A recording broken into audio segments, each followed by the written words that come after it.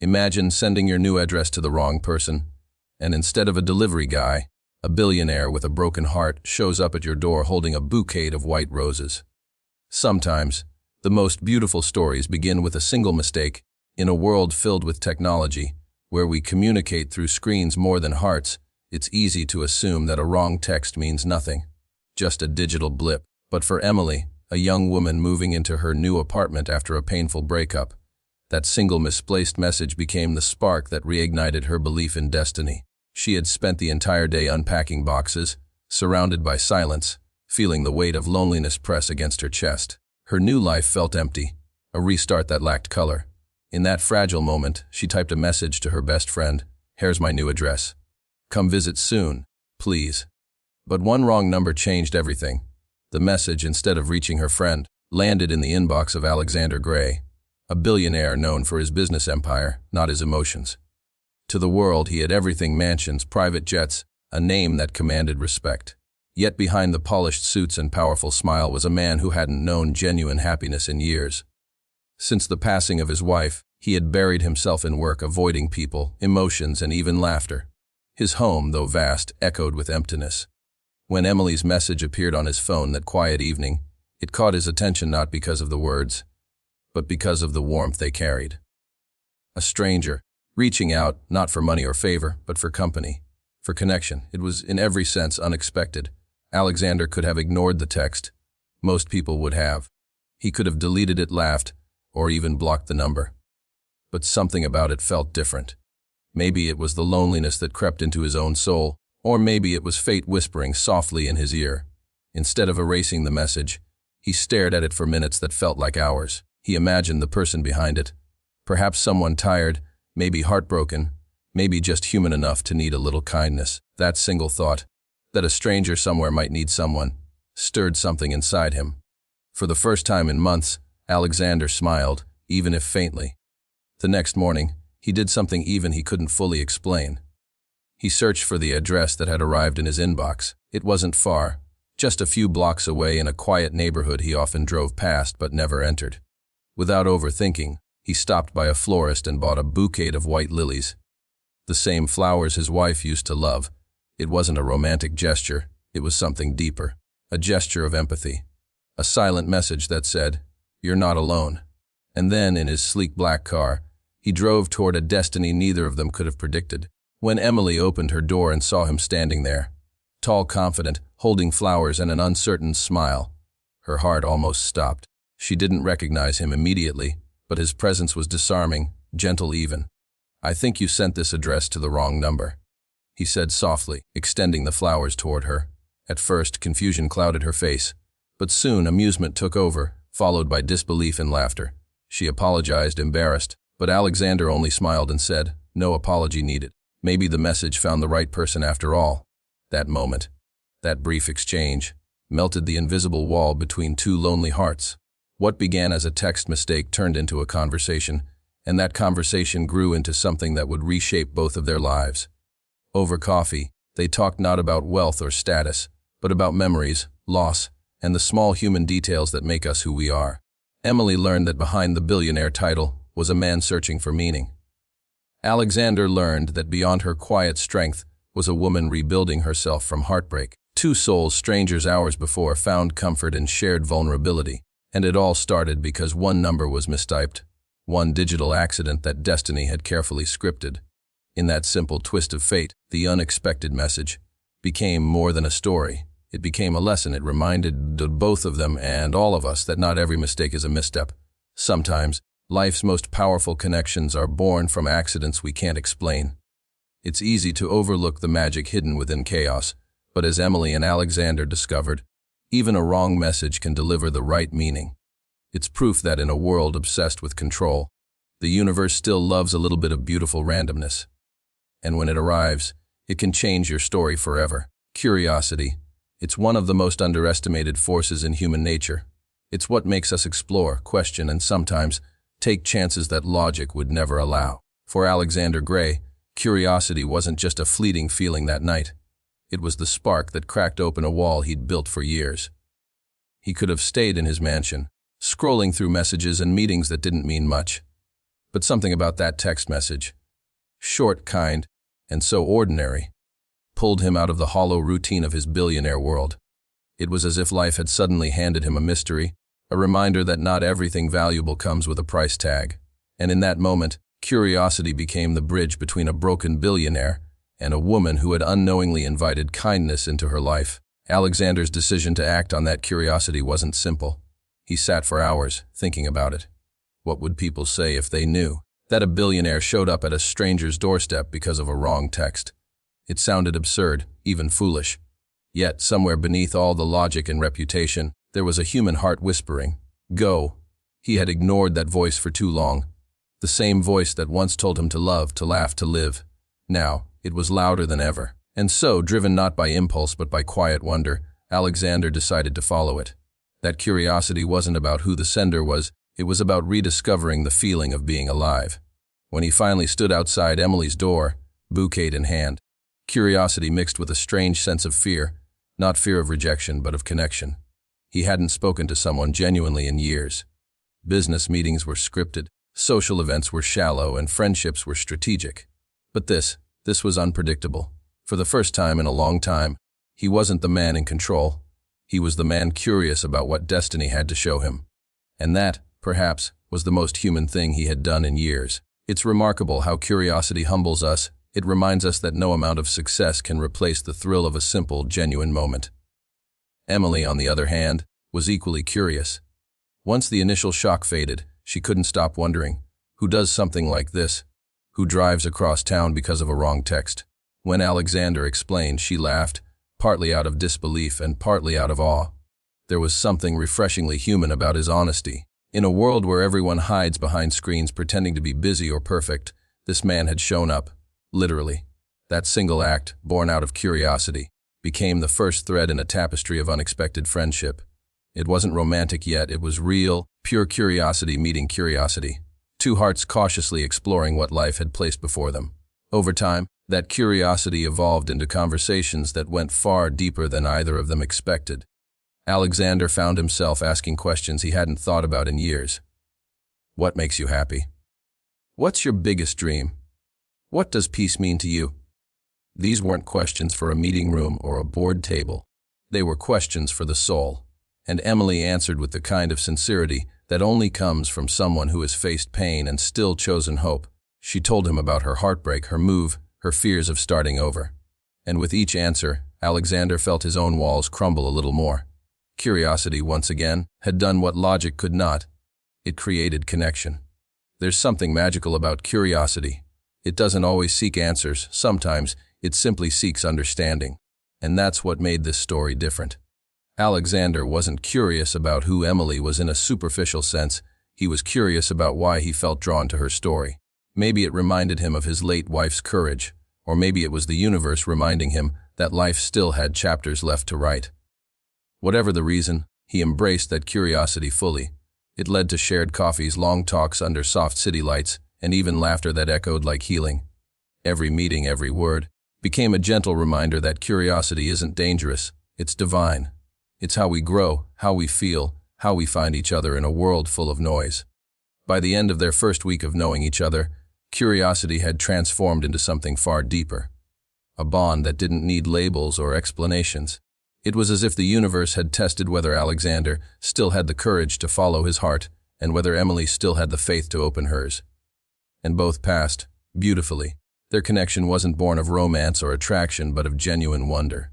Two souls asking life, what happens next? That's the beauty of curiosity. It invites us to step into the unknown, not because we expect a reward, but because something inside us whispers that maybe, just maybe, there's meaning waiting to be discovered. In a world where we're told to play it safe, Alexander's story reminds us that curiosity isn't recklessness. It's courage in disguise.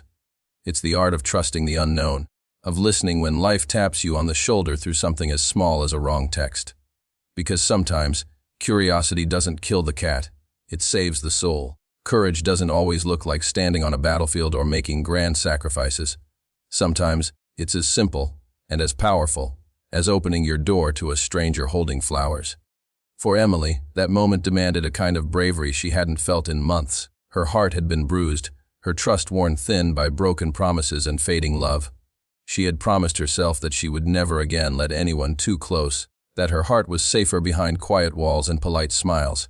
Yet here she was, face to face with a man she had never met, standing on her doorstep because of one wrong text message. Every instinct told her to close the door, to protect herself. But something in Alexander's eyes, something raw, kind, and utterly human, told her not to. That's the thing about courage, it rarely arrives in loud moments.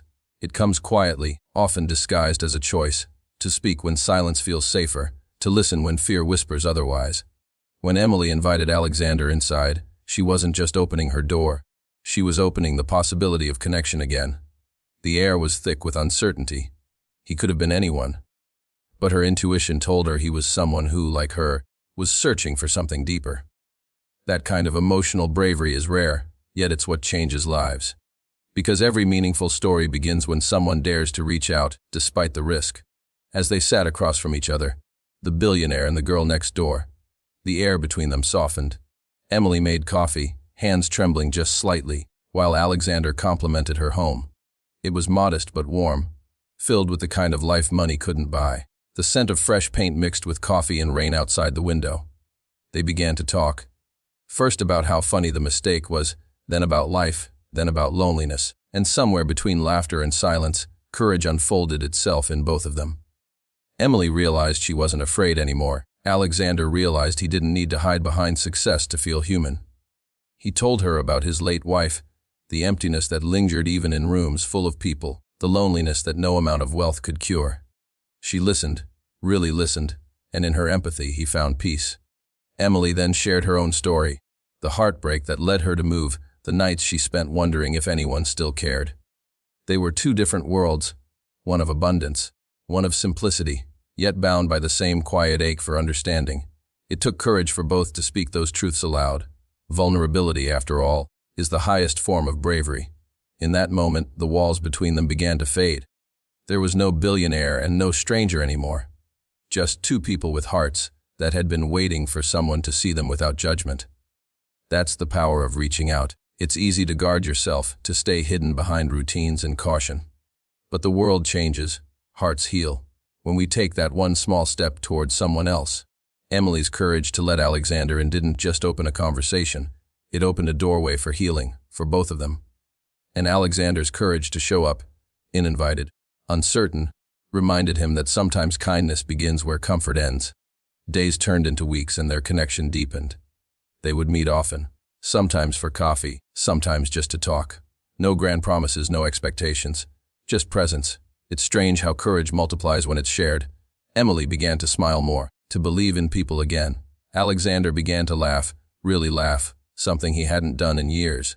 Each visit was a quiet victory over fear, a testament to the power of human connection. And though neither of them said it aloud, they both knew that courage had become their common language. What makes this story so moving isn't just the romance of it. It's the humanity. We live in a world where people scroll instead of speak, where vulnerability is seen as weakness. But this story reminds us that courage often looks like softness. It's answering a knock at the door. It's asking, "Are you okay?" It's showing up not because you have to, but because your heart says you should. Emily and Alexander's story proves that bravery doesn't always roar. Sometimes, it's the gentle whisper that says, "Try again." By simply reaching out to each other, they broke a cycle of loneliness that so many people live with in silence. They didn't fix each other. They simply reminded one another that kindness still exists, that not every stranger is a threat, and that sometimes the smallest act of courage, a message, a smile, a cup of coffee, can change the course of two lives forever. That's the courage the world needs more of. Not the kind that conquers nations, but the kind that dares to heal hearts. So, when we talk about courage, we must remember, it's not always grand or glamorous. Sometimes it's just being human enough to reach out when life surprises us. Emily's courage to trust, and Alexander's courage to care, became the foundation of something rare. A friendship born not of chance, but of choice. The choice to open up. The choice to believe again. The choice to let kindness win. It's easy to look at someone with wealth and imagine their life is perfect. That luxury cancels out loneliness. That gold somehow protects against grief. But if there's one truth Alexander Gray had learned over the years, It was this money can buy silence, but not peace. Behind the lavish homes, the endless meetings, and the flash of camera lights, he had built a fortress, not of safety, but of solitude. The world saw a billionaire, but behind closed doors, he was just a man sitting at a dinner table built for 12, eating alone. When Emily entered his life, she unknowingly held up a mirror to that emptiness. Her modest apartment, her chipped mugs, her laughter that filled small spaces, all of it reminded him how much his world had grown sterile. For years, he had filled his loneliness with noise, business trips, charity galas, luxury cars. But no amount of distraction could fill the quiet that followed him everywhere. Loneliness, he realized, is the most democratic emotion. It doesn't care how much money you have, what title you hold, or where you sleep at night. It finds everyone eventually. There was a night, about 2 weeks after they met, when Emily asked him a simple question over coffee. "Do you ever get tired of having everything?" Alexander smiled faintly. "Sometimes I think having everything means realizing what you actually don't." It was the first time he had said those words aloud, even to himself. That confession cracked something open inside him. For the first time, he wasn't speaking as a billionaire, but as a man stripped of all the armor that success had built. In that vulnerable moment, Emily didn't pity him. She simply nodded, understanding completely, because she knew what loneliness felt like, maybe not from abundance, but from absence, and that mutual recognition of two kinds of emptiness connected them deeper than either expected. Loneliness behind wealth is a quiet kind. It's the silence that follows applause. It's the ache you feel when surrounded by people who admire you but don't know you. Alexander had built an empire that demanded his time, his focus, his heart. And in return, it had taken away the one thing he needed most: connection. He had become a man everyone wanted something from, yet no one truly cared for. Every smile he saw was polished, every handshake rehearsed. But with Emily, there was no performance. She didn't need him to be Alexander Gray, the billionaire. She just wanted him to be Alexander, the man who showed up with flowers by mistake. And that, for him, was a freedom he hadn't known he was missing. As their friendship grew, Emily began to notice the small things. How his eyes lingered on families laughing in cafes, how he seemed almost startled by genuine kindness, how often he said, "I'm fine," when he clearly wasn't. She realized that his loneliness wasn't born from lack of company. It was from lack of authenticity. People surrounded him, but no one truly saw him. That's the irony of wealth. The more you gain, the more invisible your pain becomes. Society assumes that comfort equals happiness. But the truth is, wealth can isolate as much as it can protect. It can build walls so tall that love can't find its way in. One evening, Emily invited him to her favorite little diner, a simple place with cracked leather seats and a jukebox that never worked right. Alexander hesitated at first, unaccustomed to places without reservations or wine lists. But when he finally agreed, he was surprised to find peace in the simplicity. The waitress called him "sweetheart." Kids laughed from the next booth. No one recognized him, no one asked for anything. For the first time in years, he was just another face in the crowd. And that anonymity felt like medicine. He looked across the table at Emily, her eyes lit by the warm yellow light, and said quietly, "I think I've been lonely for so long that I forgot what being seen feels like." That night changed something in him. Alexander began to spend less time in the sterile boardrooms and more time in places that felt real. He started noticing people. The janitor who whistled while cleaning his office floors, the barista who always remembered his order, the old man who fed birds in the park every morning. He realized that wealth had blinded him to life's simplest beauties. He had been living in abundance but starved for meaning. Emily hadn't given him anything material. She had given him something rarer: perspective. She had reminded him that connection doesn't come from wealth, it comes from warmth. Their conversations often circled back to that same truth, that loneliness is not cured by adding more, but by appreciating what already exists. Emily once said, "You know, Alexander, maybe loneliness isn't a sign we're missing people. Maybe it's a sign we're missing ourselves." That sentence stayed with him. For days, weeks even, he pondered it, because deep down he knew she was right. In chasing success, he had lost parts of himself: joy, curiosity, vulnerability. It wasn't money that made him lonely, it was forgetting how to feel human. Through Emily, Alexander rediscovered that humanity. Every small moment, every genuine laugh, every shared silence, peeled away a layer of emptiness. He learned that wealth should amplify compassion, not replace it. That being rich doesn't mean much if your heart is poor in connection. And slowly, through her friendship, he began to rebuild that heart, one simple, honest moment at a time, because the truth is timeless. Loneliness doesn't care about your bank balance.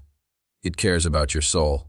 And sometimes, all it takes to heal is for someone to look at you, not for what you have, but for who you are, and say, I see you. Kindness. It's one of the most underestimated forms of power.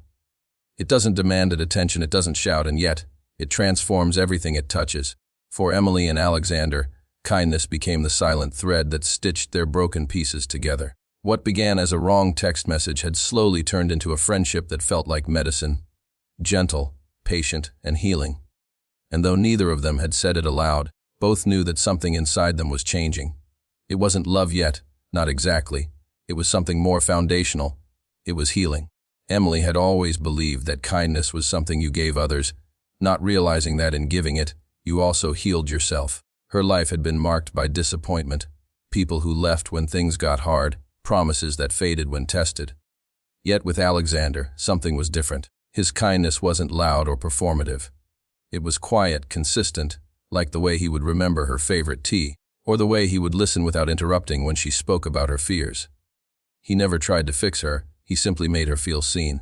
And that, she realized, was the purest form of kindness. Not changing someone's story, but standing beside them while they learned to rewrite it themselves.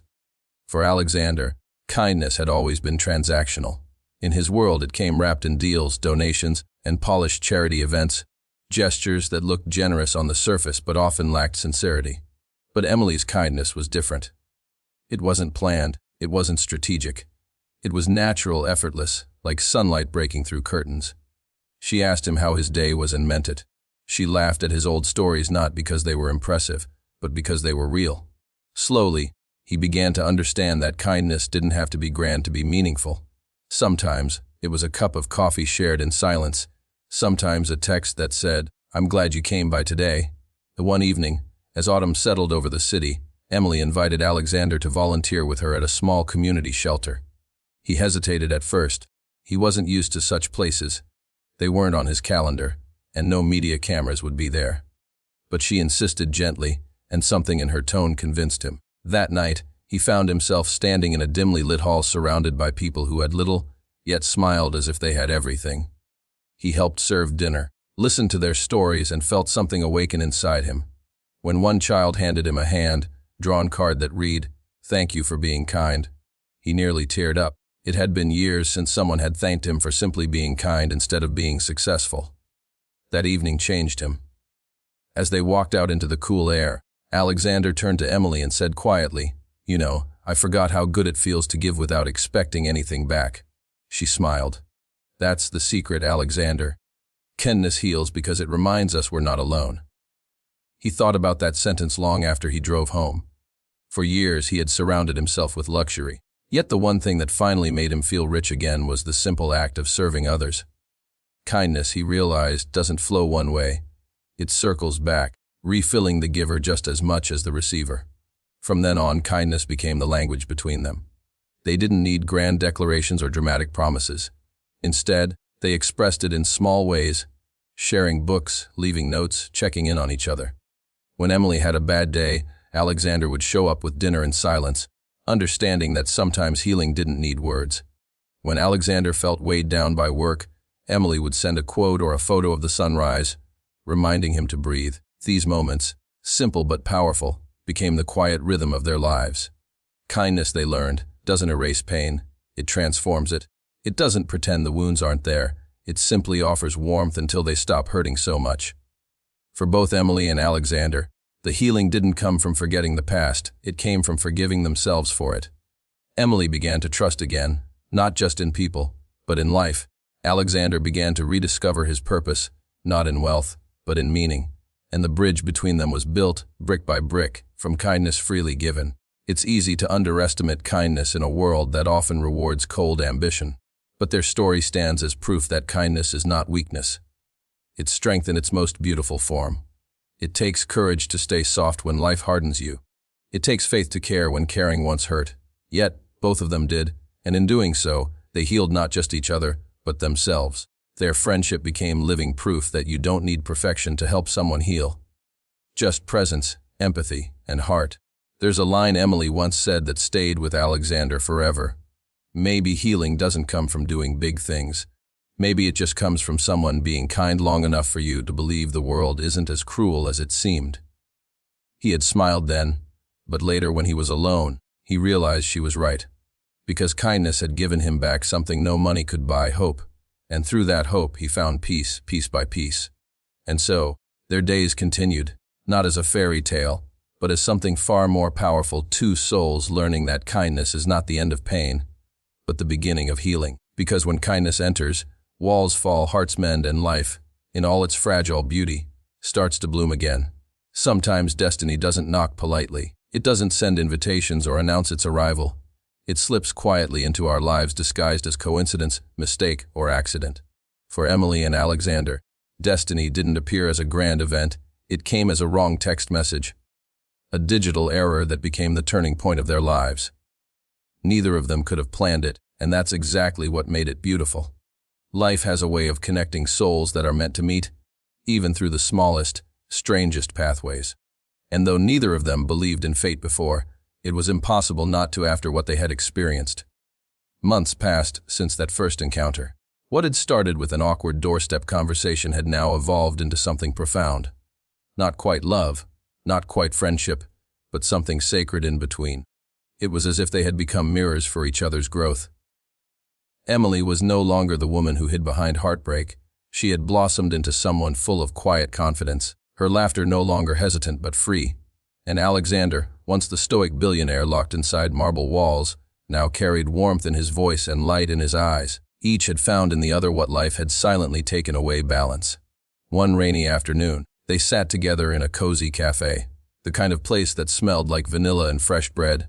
Outside, people rushed by, umbrellas bumping, puddles splashing, the city moving as if in a dream. Emily watched the raindrops slide down the window and smiled. "You know," she said softly, "if I hadn't sent that text to the wrong number, none of this would have happened." Alexander chuckled, stirring his coffee. "Sometimes the universe has a better contact list than we do." They laughed, but behind that laughter was an unspoken truth, that some connections are too perfectly timed to be accidents. Destiny, they realized, doesn't always arrive in thunderclaps or miracles. Sometimes it's subtle, a coincidence so gentle you almost miss it. Emily had been ready to give up on people. Alexander had stopped believing in anything beyond business. But that one accidental message had rerouted both their lives. It taught them that not all detours are delays, some are divine redirections. What felt like a mistake was actually the universe whispering, "This way." Over time, they began to notice the little signs, those quiet nudges that only make sense in hindsight. The day Emily sent the message, Alexander had been sitting alone in his office, looking out at the rain, thinking about how his wife used to love storms. He had been seconds away from turning off his phone when her message came through. If she had typed one digit differently, or waited one more minute, the message never would have reached him. But it did. And in that small, serendipitous moment, destiny made its move, not through magic but through timing. Their story began to inspire others too. When Emily shared it with her friends, they couldn't believe it. Some called it luck, some called it fate. But Emily preferred to think of it as grace, because grace is when life gives you what you didn't even know you needed. And Alexander, too, began to see the world differently. He started believing that maybe things don't happen to us, they happen for us.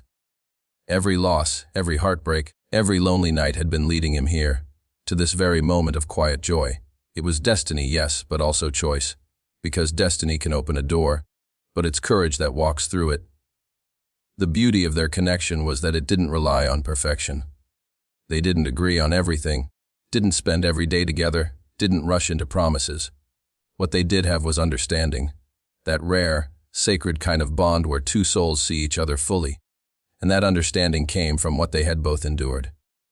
It's often through pain that destiny introduces us to purpose. Emily's heartbreak had prepared her to receive kindness. Alexander's loneliness had prepared him to offer it. The universe, in its mysterious way, had written their paths to cross exactly when they needed each other most. One evening, as the sun dipped below the skyline, painting the city in gold, Alexander looked at Emily and said, "You know what I've learned? Destiny isn't something that finds you once. It keeps finding you. Every time you choose to be open, kind, and brave. She smiled, her eyes soft. Then maybe we should keep choosing it.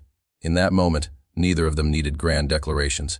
Their story wasn't about fairy tale romance. It was about rediscovering humanity through connection. It was about how destiny sometimes hides in the things we almost delete. A wrong text, a chance meeting, a single moment of courage. As months turned into seasons, their friendship deepened into something timeless. Whether or not it became love didn't matter. What mattered was that both had healed, grown, and learned to see life differently. The billionaire who once counted profits now counted sunsets. The woman who once doubted her worth now walked with light in her eyes. All because destiny, wearing the disguise of a mistake, had introduced them at the exact right time. And that's the essence of life's most profound moments. They rarely look perfect when they begin. They come wrapped in confusion, uncertainty, and imperfection. But inside them lies a quiet kind of magic, the kind that rearranges everything without warning. Emily and Alexander's story reminds us that maybe, just maybe, the universe doesn't make mistakes. It simply speaks in ways we don't always understand. And sometimes, it takes one wrong number to find exactly who we were meant to meet. Life has a funny way of writing its most beautiful stories in the margins of our mistakes. Emily didn't mean to send that text. It wasn't planned, perfect, or polished. It was simply human. And yet, through that simple accident, two souls who were quietly breaking found their way back to light. That's what destiny often looks like. Not a miracle descending from the sky, but a small message sent to the wrong number at exactly the right time. What happened between Emily and Alexander wasn't luck. It was life's gentle reminder that sometimes we don't need to chase connection, we just need to stay open to it. Because the truth is, fate doesn't always come with fireworks. Sometimes it knocks softly, disguised as a stranger at your door holding flowers. Both of them had been living in silence, one surrounded by too much, the other surrounded by too little. Yet together they found balance. Through kindness, they learned that healing isn't about forgetting the past, it's about creating new moments that make the pain worth surviving. Through courage, they learned that fear can't stop a heart that still believes in goodness. And through curiosity, they learned that even the smallest choices can change everything. Emily once said, "Maybe some people aren't meant to stay forever. Maybe they're meant to arrive just long enough to remind us who we are." Alexander smiled when he heard that, because he finally understood. She wasn't just talking about him. She was talking about life itself, how everything that happens, even the mistakes, carries a hidden meaning, waiting for us to see it. So when you think about this story, remember this: every wrong turn, every lost moment, every unexpected text, they might just be destiny in disguise. The universe has a way of connecting hearts, even through the cracks in our plans. Sometimes the detours are the destination. And maybe the next time your phone buzzes with a message from an unknown number, or a stranger crosses your path in the most unlikely way, don't dismiss it too quickly. Because life's most extraordinary moments rarely come with warning labels. They come quietly, dressed as accidents, waiting for us to pay attention. Because in the end, it wasn't just a text that found the wrong number. It was a message that found its way, exactly where it was meant to go.